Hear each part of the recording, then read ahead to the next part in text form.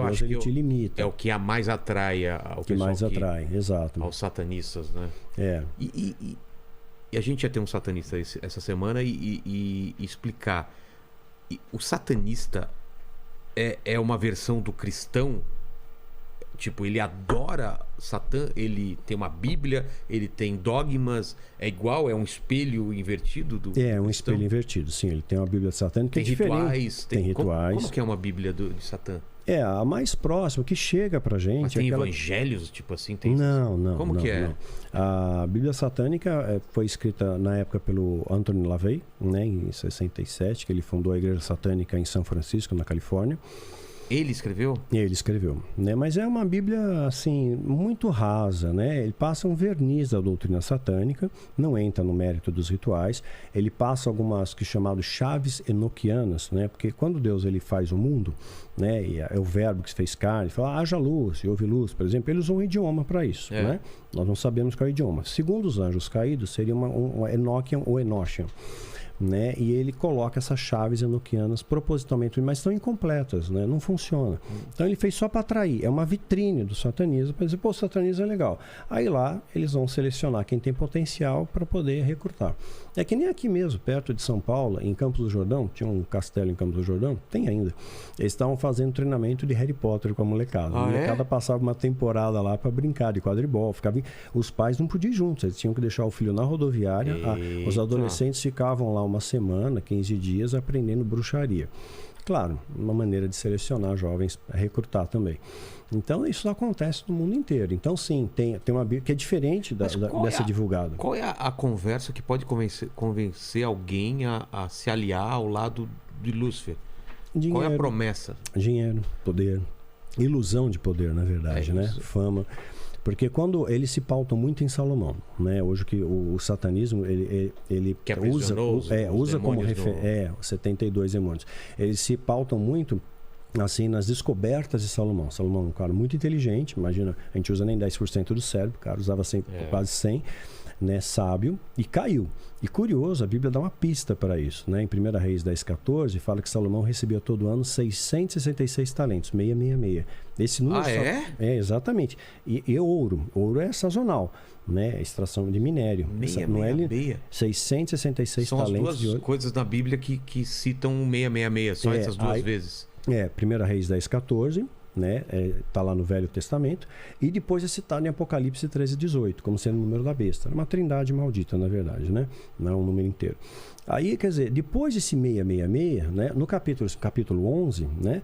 Salomão cai e ele se inclina a Astarote. Então, supostamente, ele quis aprender como dominar os demônios, como sobrepujá-los para proteger o seu povo. Essa é uma história paralela aí, né? E muitas vezes o judaísmo concorda com isso. Então, ele tenta aprisionar num jarro? Num jarro de bronze, sim, alguns demônios para sobrepujá-los. Como chamava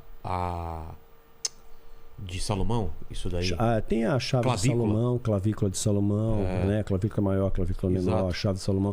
Então ele escreveu... Ele queria aprisionar, porque eu li sobre isso, era para colocar os demônios a favor dele. A favor dele. Cara, por que alguém que... É porque ele não queria que os demônios influenciassem no povo. Né?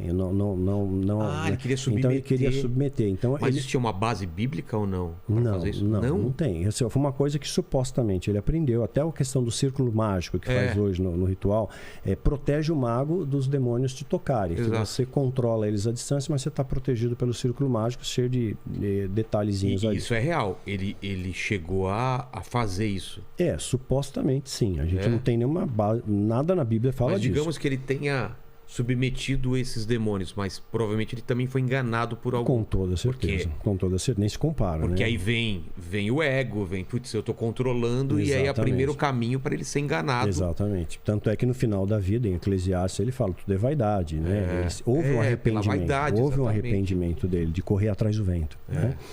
Ele literalmente correu atrás do vento. Mas aí, supostamente, ele descobriu segredos que hoje a alta magia usa como referência, né? Esses livros, supostamente escritos por Salomão. E eles são feitos por copistas, ele não é impresso em gráfica.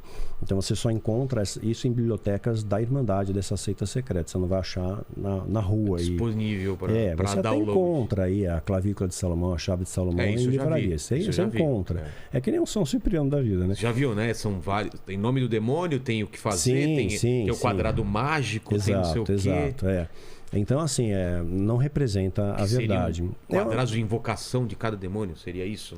Tem isso, tem as invocações Mas são específicas. reais aquilo lá? Não, o que está nesses livros aí são muito superficiais. Os que vão funcionar mesmo vão estar nesses livros que são mais copiados restritos. à mão e não... Copiados à mão e nem todos têm acesso. E chega um patamar que você já nem tem mais acesso aos livros.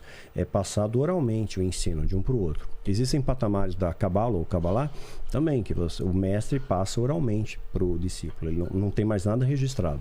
Você não vai encontrar nada registrado dos druidas, por exemplo. Como é que eram os feitiços deles? Oralmente. Né? Dos essênios, oralmente. Nos rituais dos templários, oralmente. Então, o Priorato de Sião, oralmente. Você não tem registro físico. O Priorato de Sião, eu acho que eu já li sobre o que é o Priorato de Sião. O Priorato de Sião supostamente é uma seita, né? Que tem como objetivo salvaguardar a descendência de Jesus. É do Código de Da Vinci que ele fala. Sim. Eles interpretam que Jesus teve um relacionamento com Maria Madalena. Isso foi abafado pela história. E eles, então, são guardiões dos descendentes de Jesus, dessa linhagem de Jesus aí pela Terra. Então, essas pessoas essas pessoas iluminadas no planeta, né? Como Gandhi, até Buda, alguma coisa assim, poderiam ser oriundos dessa linhagem, que são pessoas que se destacam no meio da multidão pela sua sabedoria, pela sua bondade, né? Fazer diferença. Pegar a história de Buda, Siddhartha Gautama, riquíssimo, mas que o cara trilhardário larga tudo e vai se reunir no meio do povo, né? Então tem muita coisa aí, como diz Shakespeare, né? Mais coisa entre o céu e a terra que a nossa vã filosofia pode supor. E daí? Essas loucuras que o Mastral fica pesquisando, lendo. Ela pesquisa também. Então, eu queria falar. E ela me instiga ainda. E você? Você vai para que lado disso daí, para complementar o que ele estuda? Primeiro que eu sou muito curiosa, né? E na época que eu comecei a ler o livro dele, Filho do Fogo, foi o primeiro, foi em 2002. E era um livro totalmente fora do contexto que os cristãos estavam acostumados, né? Saía daquela coisa de só Deus e tal. Então, é uma literatura que tira a gente da nossa ilusão de que talvez nada esteja acontecendo. Então, e coloca no meio da batalha. Sim. Que está tendo uma batalha. Sim. Conscientiza, né? A pessoa fica, caramba, isso existe e tal. Então, é um livro muito polêmico, Filho do Fogo.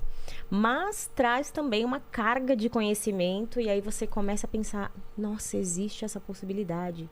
Então, tem pessoas que veem isso como uma forma de cutucar a sua inteligência, sabe? Que eu vou pesquisar, eu vou saber, Então, às vezes a gente tá até assistindo um filme, igual a gente estava assistindo esse filme que ele comentou que fala da indústria farmacêutica. Da Netflix. Filhos do Privilégio. Filhos do Privilégio, é um filme alemão. Vale a pena assistir, é interessante. E aí, a gente, normalmente, quando a gente assiste, ou até qualquer assunto que a gente fala, a gente começa, caramba, mas e se existir essa possibilidade? Aí ele fala, não acredito, mas você já pensou desse jeito? Então, a gente entra num contexto de perguntas e a gente acaba entrando em vários assuntos históricos e de origem, coisas que muitas vezes me contradizem ou contradizem o que ele pensa, mas a gente consegue colocar tudo na mesa e falar, não, peraí, então a gente vai ver as possibilidades. Até mesmo temas bíblicos, né? Sim, que vários. A gente